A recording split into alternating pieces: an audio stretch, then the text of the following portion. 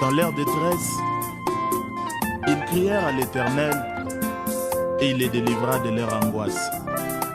Yahweh Panayonde total elaka. Shalom, shalom, peuple de Dieu.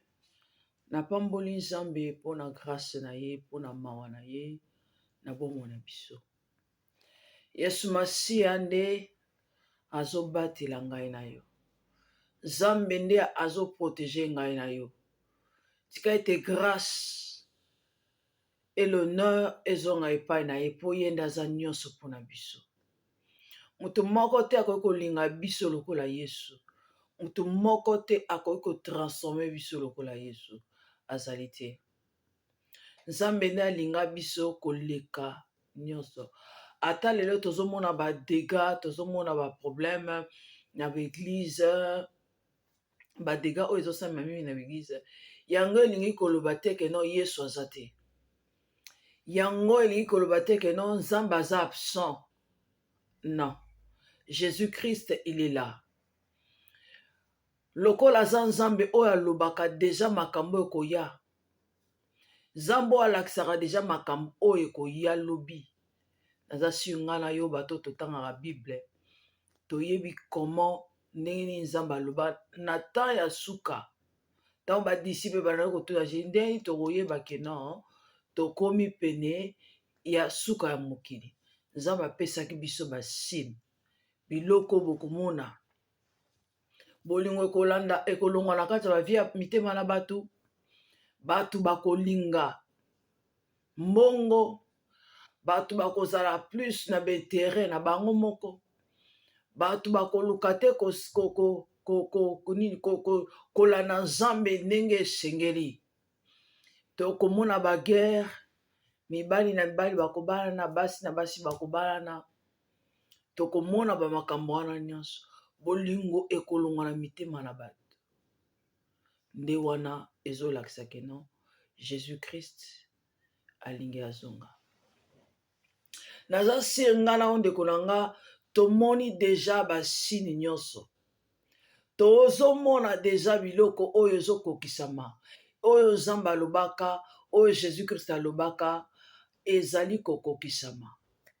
Mutuna oyo nga na ye kotuna ngai na yo. Est-ce que tozali prêt pour l'enlèvement? Est-ce que ngai na yo toza prête pour l'enlèvement? Est-ce que ngai na yo toza ready? Lelo soki Yesu aye, ngai na yo tokokende wapi? Po oyo nyonso Nzambe alobi ezokokisama. Yesu deja salobela biso deja yango. Ke makambo tokomona, yango pe tozomona. Yango pe tozomona ndenge nini l'église ezokende. Ndenge nini bato bazochanger. Ndenge nini makambo, ndenge nini baguerre. Ezoya. Yesu aloba yango. Nzambe aloba yango. Motuna nga pe na yo, est-ce que ngai na yo toza prête? Toza prêt? Pona ko kende na Yesu. Soki Nzambe abeti sonnette na est-ce que ngai na yo tokokende? Motuna yango wana. Babiloko oyo tozomona ezosalema na église. Nzambe azolakisa biso deja ke non. Biso oyo tonimela ye. Biso oyo topesa motema na biso epai na ye. Tozalaka deja prêt. Tozala prête. Po toyebi mokolo te. Toyebi jour te. Toyebi année te. Nzambe akoya briske. Nzambe akoyela biso briske. Nzambe akoyiko makambo ne kosalema briske. Me ngai na yo kaka. Eloko ni toza ngai na yo tozala kaka prête.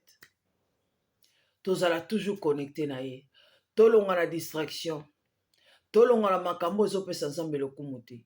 Po diable pe ye pas préparé ya ye. Po ayebi ke non enlèvement bientôt là ezosalema. Enlèvement ezosalema bientôt. Ye pas en a besoin à récupérer bateau. Po bakende na ye enfer. Kasi Nzambe alobi tozala déjà prête.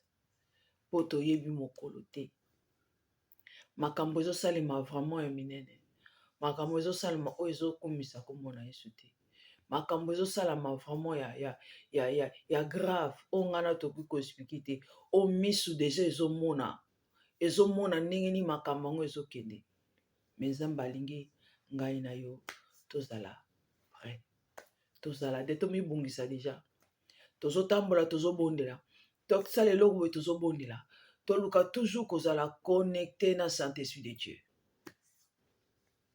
koluka toujours kozala connecté na Saint-Esprit de Dieu. Nayebi ke Nzambe akotika biso te, Nzambe akopambola biso, Nzambe akosoutenir biso, totambola na nzela oyo ye alingi tozala toujours na chemin oyo ye atia ngai na yo. Nayebi ke ntango oyo sonnette na ye kosone, ngai na yo tozala na ye elongo. Yango wana ka message na ngai na partager na ndeko moko oyo kozwa occasion ya koyokanga. Tika te Nzambe na lola apambola yo, apambola yo, apambola yo. Bolingo na Nzambe eumela kati ya bomoi na yo, eumela kati ya bomoi na biso. Yesu Masiya abatela biso na makambo nyonso oyo tozosala, to tombe te na bapiège ya diable, po Satan aza na besoin biso tokeli felo. Kasi yango wana ekosalemaka jamais, po toyaki na se na mokili lokola bapaya, tokozonga esika oyo towuti epai ya Jésus Christ de Nazareth, l'homme de Galilée, po ye nde aza kolo na biso, ye nde akela biso. Que Dieu vous bénisse.